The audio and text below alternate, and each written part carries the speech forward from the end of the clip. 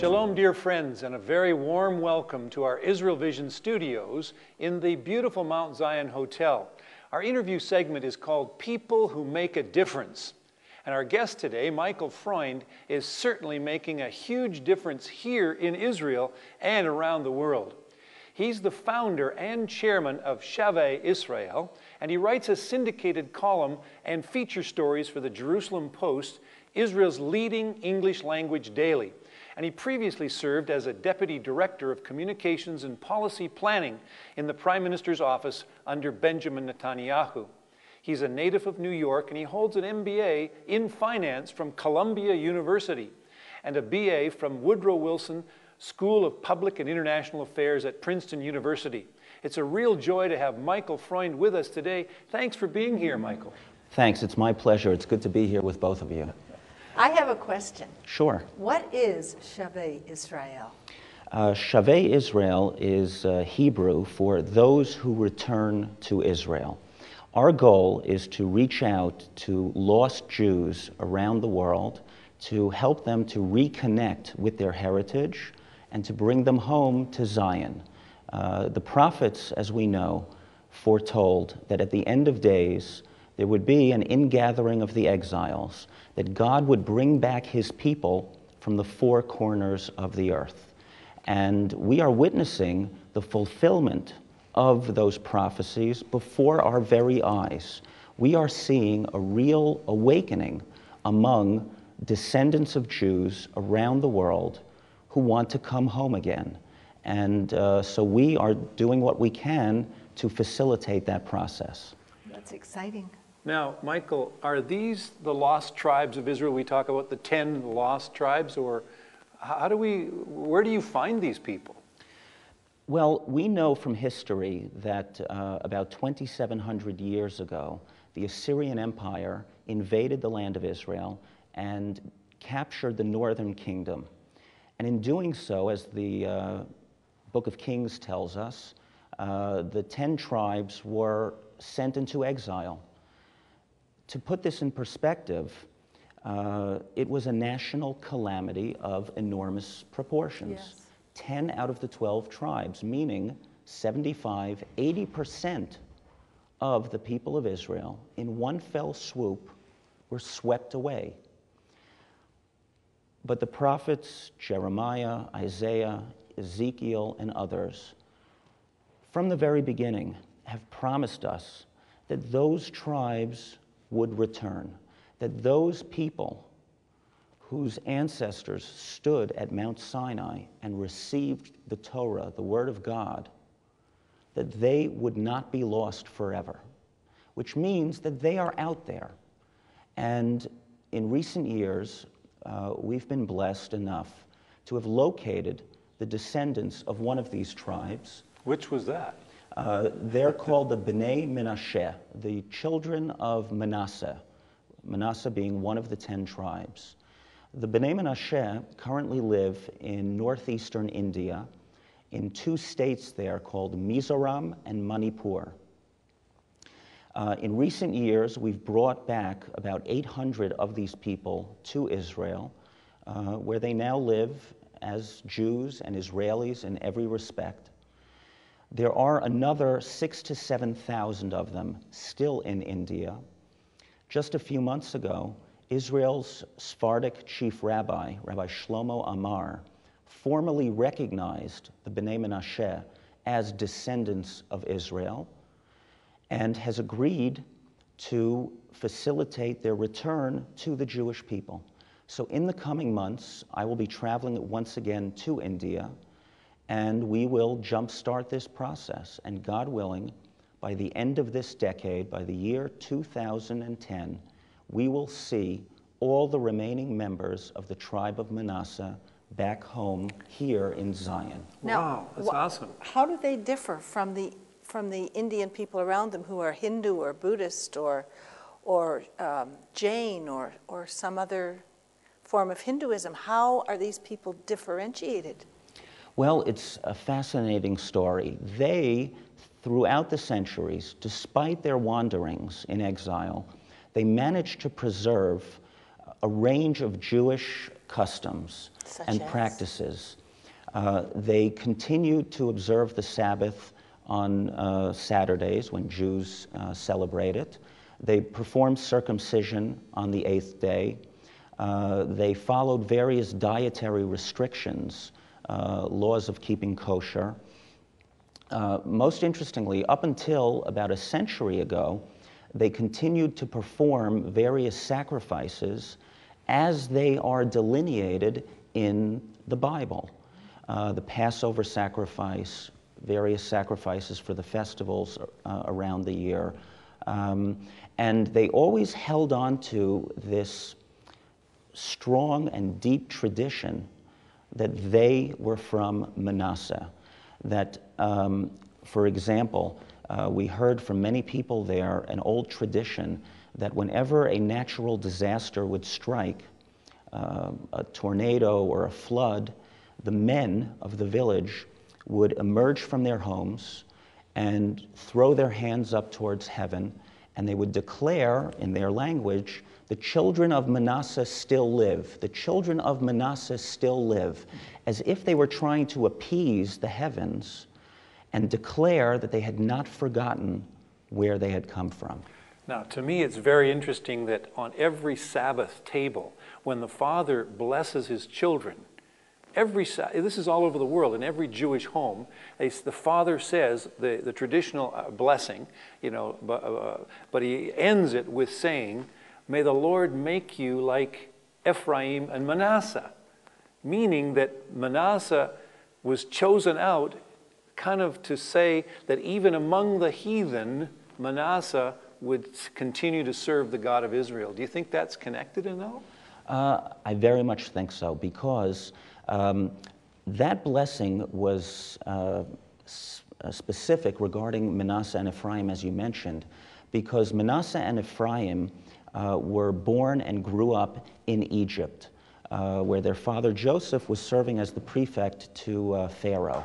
They were, in a sense, the first Jewish children to grow up in exile in a foreign land.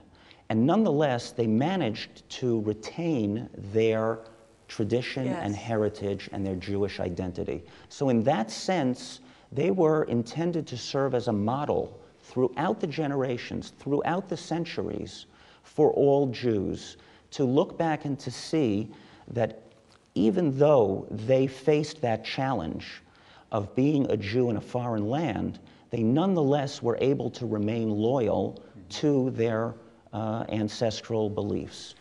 Now, what about other parts of the world? What about in Portugal, B'nai Anusim? Can you tell us about them? What's happening there? Sure.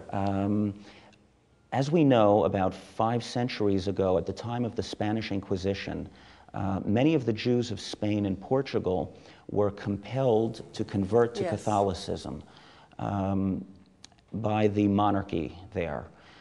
Nonetheless, many of these people continued over the centuries to covertly practice their Judaism. In other words, in public, they professed Catholicism, but in private, they continued to keep the flame of Judaism very much alive in their hearts and in their beliefs. And despite the persecution, despite the risks that they faced, it's something that they passed on successfully down the generations. And we are now seeing an unbelievable phenomenon where more and more of the B'nai Anusim, whom historians refer to as Marranos, which is a derogatory term. Yes. Anus means to be hidden, right? Anus means to be coerced into doing something against one's will. And more of these people now have begun to come out of the closet, as it were. They're feeling more free to identify with their Jewish heritage, to grapple with their rather complicated identity. My goodness. And thank God, more and more of them are coming back to their roots and coming back to their people. And we have sent a team of rabbis and teachers to Spain and Portugal and Brazil to facilitate this process and to serve as a local resource for these people to enable them to come back. right here in our own neighborhood, we have Palestinian friends who say that they were converted to Islam, but that they were Jews here for generations, and they owned such large tracts of land. And even the generation of just 20 years ago, one of the sons had a nervous breakdown because he so wanted to be Israeli. Can you believe that?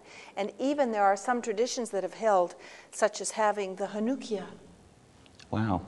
And that's right among us here, among the Palestinians. It's really, Michael, this amazing, yes? really, sorry, you finished? Yes.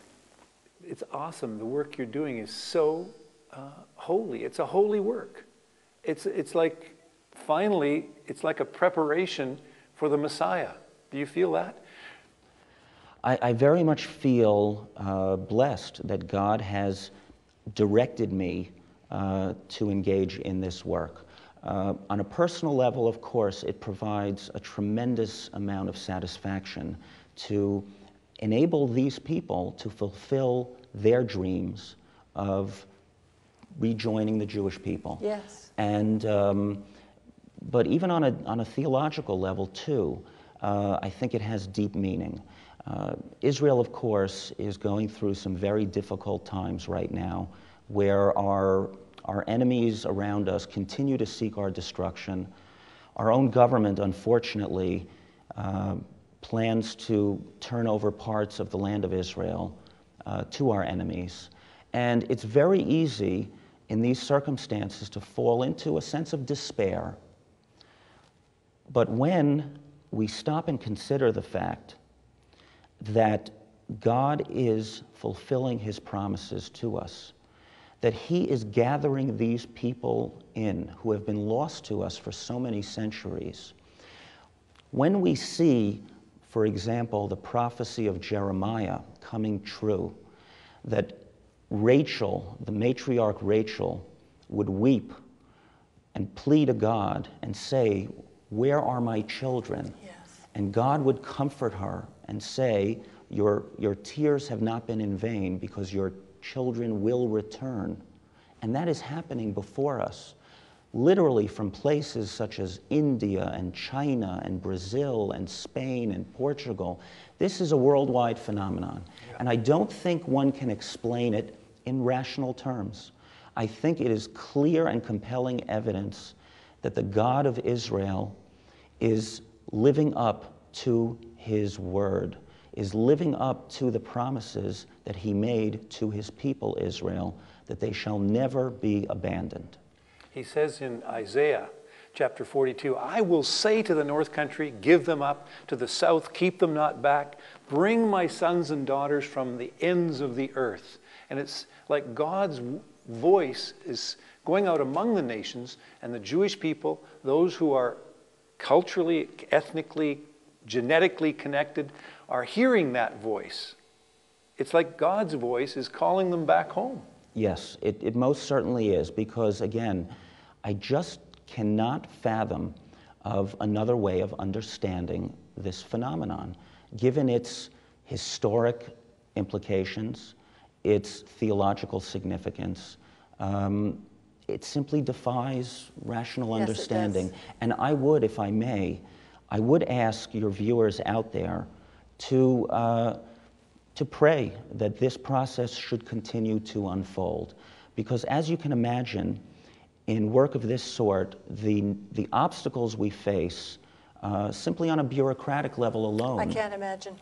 It's enough to drive a person over crazy. The edge. Yes.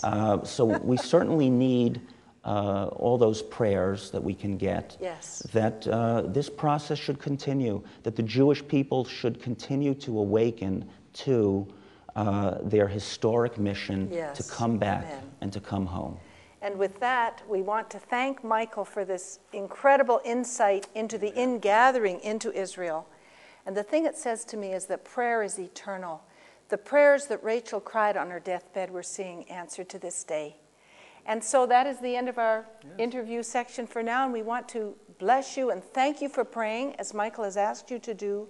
You can be in touch for more information by visiting our website, and we close by saying, Shalom, Shalom, shalom, shalom. from Jerusalem.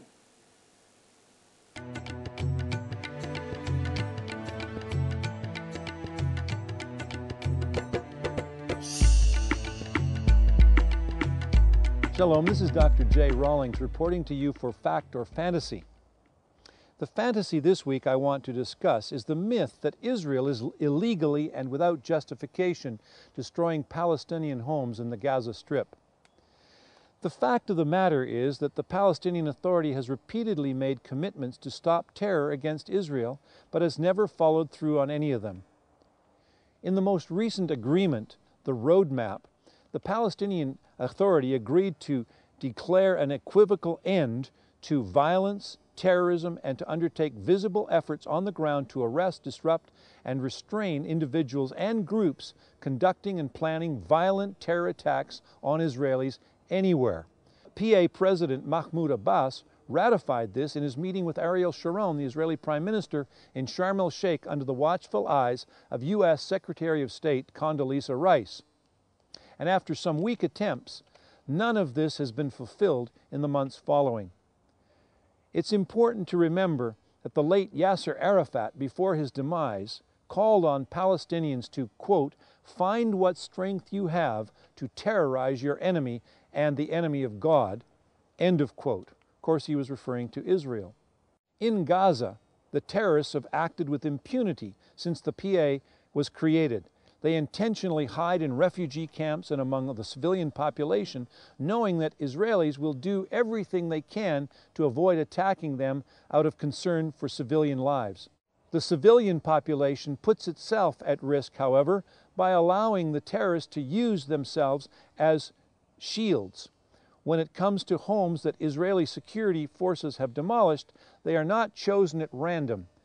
These are dwellings that are being used by terrorists as hideouts, bomb factories, and sniper or ambush sites. Buildings that are near the Egyptian border are used by terrorists to conceal tunnels that allow them to smuggle arms, explosives, and other terrorists into Gaza for the express purpose of killing Israelis and launching rocket attacks on nearby Israeli settlements. The government of Egypt, which could stop the smuggling and provocation immediately, refuses to do so. As in the case of fighting terrorism generally, the question that must be asked about Israel's decision to demolish homes is, what alternative is open to Israel? If the Palestinian Authority was doing its job and fulfilling its promises, the terrorists would be in jail, the bomb factories would be closed, and the tunnels filled in. But since they are not, Israel must find a way to protect its citizens, and security forces have concluded that demolitions are the most effective tool. Innocent lives have regrettably been lost, as the United States has discovered in fighting an urban war against anti-American insurgents in Iraq. It's virtually impossible to engage gunmen in populated areas and avoid civilian casualties. And like the U.S. Army in Iraq, the Israeli forces are defending themselves and seeking to minimize collateral damage. In the course of Israeli operations, it is tragic that civilians sometimes suffer. But rather than blame Israel, the Palestinians should demand the democratic election of new leaders who will dismantle the terror networks so that Israel has no need to take defensive measures. This is Dr. Jay Rawlings reporting to you for Fact or Fantasy from Jerusalem.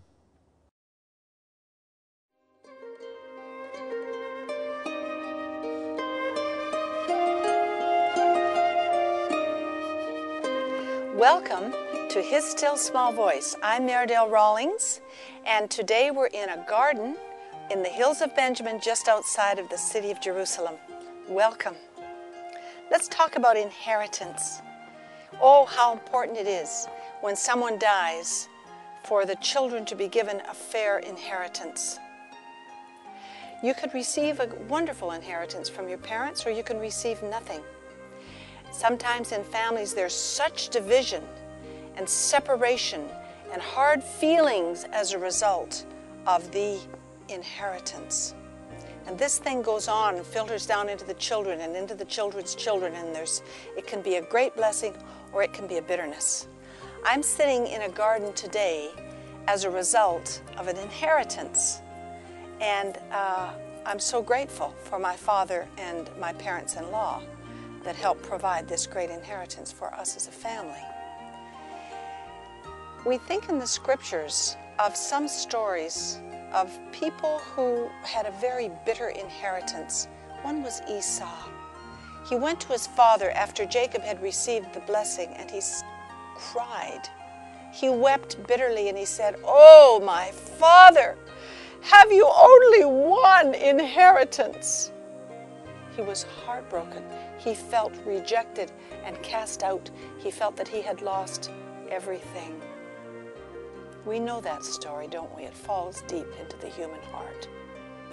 And if you'll turn over in Genesis just to another chapter, you'll read that women, Rachel and Leah, also said to Jacob, "Is there no inheritance for us in our father's house?"